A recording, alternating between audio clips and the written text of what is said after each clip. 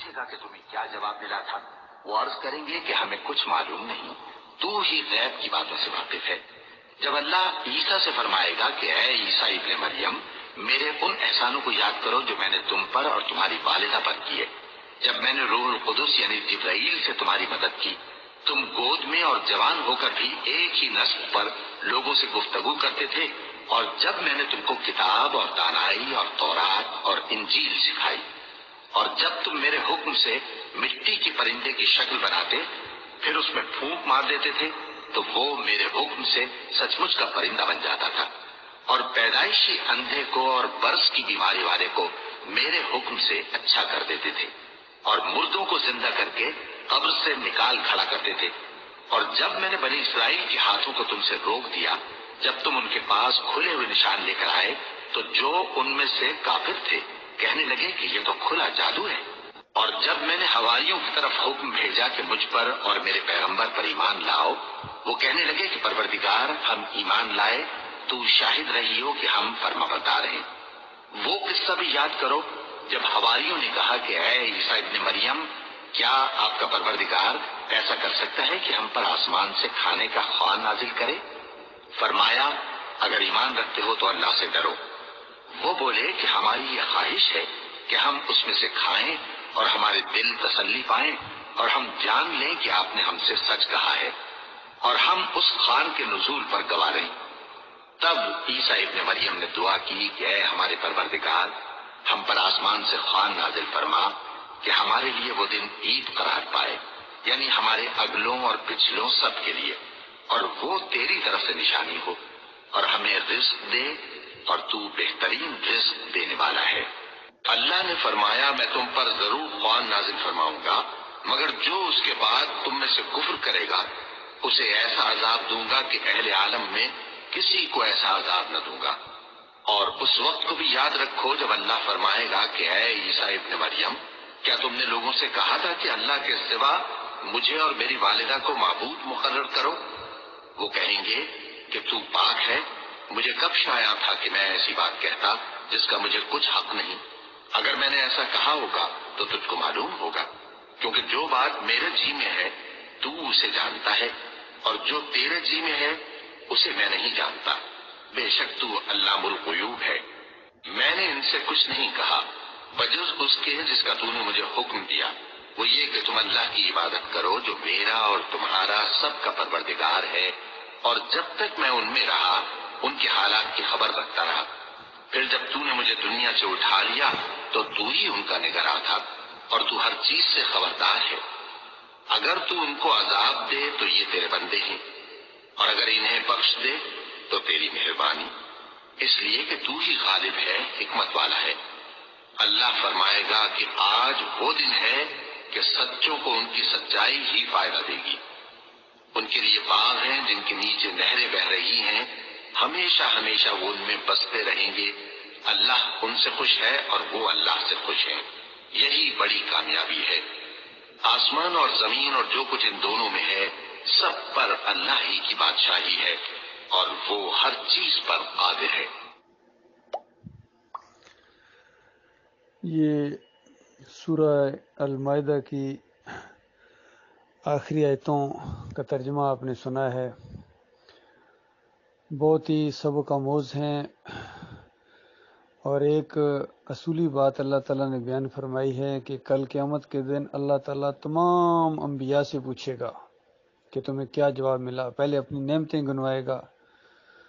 اور پھر چونکہ انبیاء کو ہمیشہ اللہ کے ساتھ شریک ٹھہرایا جا رہا ہے تو اس انداز سے بھی پوچھا جائے گا کہ یہ جو مشرکانہ عقیدے لے کر آئے ہیں اور منسوب کرتے ہیں کہ ہمارے نبیوں نے یہی کچھ بتایا تھا، تو کیا تم لوگوں نے یہ تعلیم دی تھی؟ اس انداز سے ایک مثال کے طور پر عیسیٰ علیہ السلام کا واقعہ بیان کیا گیا کہ جب عیسیٰ علیہ السلام کو اپنی نعمتیں یاد دلانے کے بعد، اور اس میں معجزات کا بھی ذکر ہے، اور بتایا گیا کہ یہ جتنے معجزات تھے یہ میرے حکم سے ہوتے تھے، میرے حکم سے ہوتے تھے، یہ کوئی میں نے اپنی صفت نہیں دے دی تھی عیسیٰ علیہ السلام کو، بیماروں کو شفا دینے کی، اندھوں کو بینا کرنے کی، یا مردوں کو زندہ کرنے کی صفت نہیں دے دی تھی عیسیٰ علیہ السلام کو۔ اللہ اپنی صفت نہیں دیتا ہے، بلکہ یہ اللہ نے کیا تھا، اللہ کے حکم سے وہ سب کچھ ہوتا تھا۔ یہ بھی مسئلہ سامنے آ گیا۔ اور جن لوگوں کا یہ عقیدہ ہے کہ اللہ نے اپنی ایک صفت دے دی معجزانہ طور پر عیسیٰ علیہ السلام کو، وہ قرآن کا مذاق اڑاتے ہیں گویا۔ اس کے بعد عیسیٰ علیہ السلام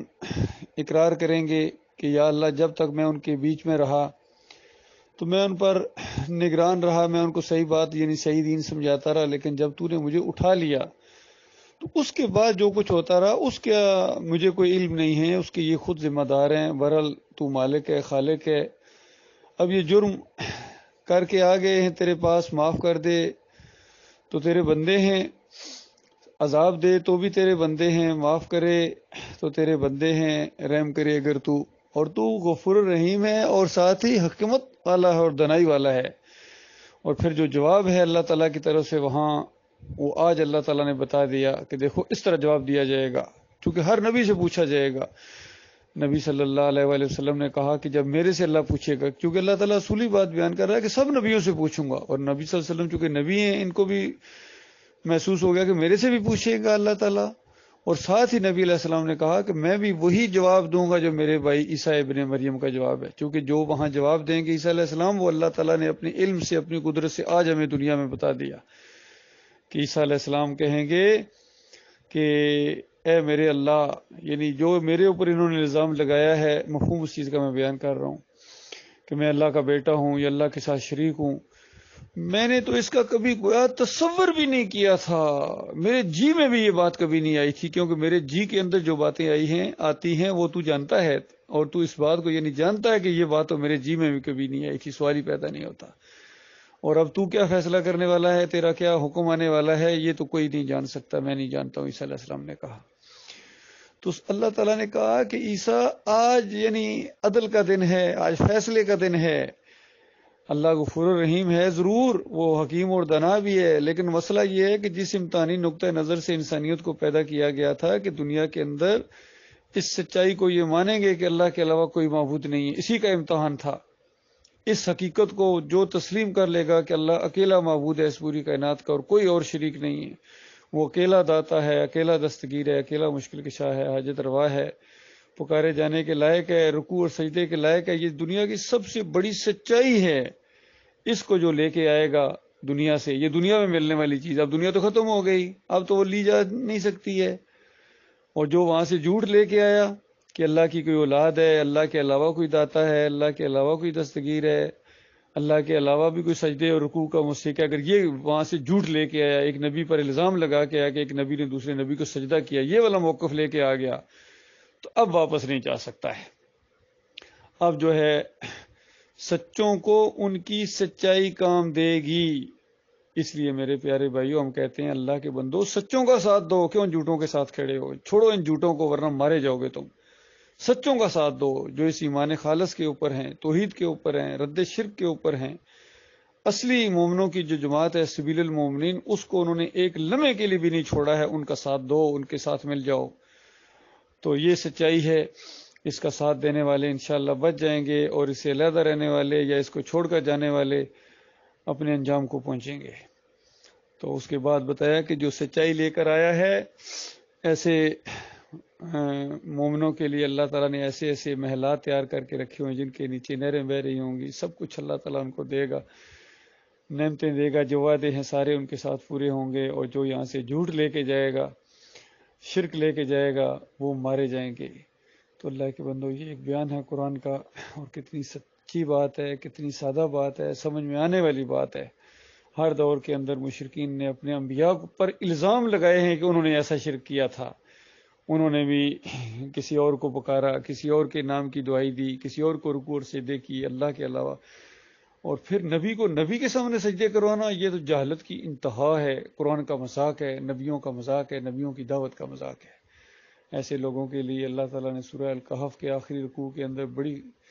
ڈرا دینے والی بات کہی ہے، اور کہا کہ افحسب الذین کفروا ان یتخذوا عبادی من دونی اولیاء، کیا گمان کیا ان کافروں نے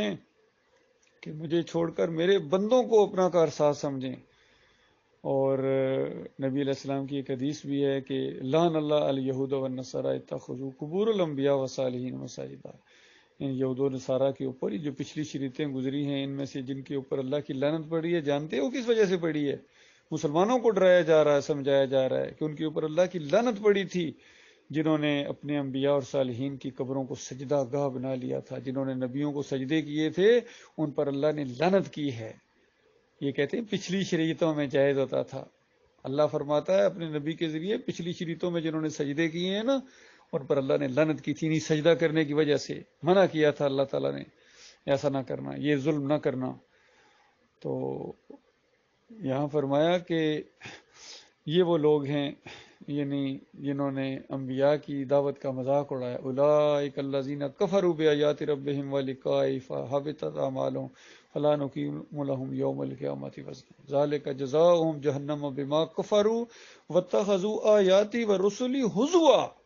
یہاں زور دیا گیا ہے کہ یہ ان کو جہنم کے اندر جو ڈالا جائے گا اور ہمیشہ کی آگ میں رکھا جائے گا، یہ کس وجہ سے؟ انہوں نے فرمایا میری آیات کا انکار کیا، میرے رسولوں کا مذاق اڑایا انہوں نے، بے ایمانوں نے۔ رسولوں کا مذاق اس سے زیادہ نہیں ہو سکتا ہے کہ یہ کہا جائے کہ رسول بھی دوسرے رسولوں کو، نبیوں کو سجدے کیا کرتے تھے۔ کتنا مذاق اڑایا اس مفسر قرآن نے، دعوت القرآن والے نے، محمد حنیف صاحب نے۔ اللہ تعالیٰ ان کو توبہ کی توفیق دے مرنے سے پہلے، ورنہ جو شرک پر مر گئے بس کہانی ختم ہو گئی، اللہ کے بندوں واپس نہیں آ سکو گے۔ اسی وجہ سے ہمیں ہمدردی ہے، ترس آتا ہے تمہارے اوپر، اور اللہ کا چونکہ حکم ہے کہ ان کو بتاتے رہو، سمجھاتے رہو،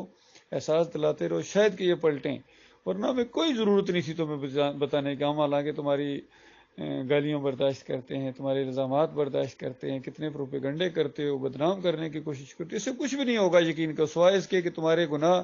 اور چڑھیں گے تمہارے اوپر، اور ہمیں انشاءاللہ خوب نیکیاں ملیں گی۔ اللہ تعالیٰ ہمیں بہت نوازے گا۔ جتنا کچھ ہمارے خلاف پروپیگنڈا ہو رہا ہے ہر لیول پر، کتنی باتیں تو ہمیں تھوڑی بہت باتیں معلوم ہے، کتنی باتیں تو یہ نہیں، میں سمجھتا ہوں 99.9 باتیں تو ہمیں معلوم ہی کوئی نہیں ہے کہ کس طرح پروپیگنڈے کرتے ہیں۔ تھوڑا سا جو ہمیں معلوم ہے اس پہ بھی ہمیں کوئی پرواہ نہیں، ہم کسی لان تان کرنے والے کی پرواہ نہ کریں گے۔ اس معاملے میں کسی کی ہم دونس میں نہیں آئیں گے، کسی کی لالچ میں نہیں آئیں گے۔ ہم تو اپنے مالک کے اوپر ایمان لا چکے ہیں، اور اللہ نے ہمیں راستہ دکھا دیا ہے، توحید کا راستہ، ایمان کا راستہ، رد شرک کا راستہ، کفر بالطاغوت کا راستہ۔ اب ہمارے مالک الخالق نے صرف ایک مطالبہ ہم سے کیا ہے کہ دیکھنا، جماؤ دکھانا، جماؤ دکھانا، اپنی پختگی دکھانا۔ اس کا امتحان ہے میرے پیارے بھائیو، پختگی کا امتحان ہے۔ اللہ تعالیٰ غور و فکر کرنے کی توفیق عطا فرمائے۔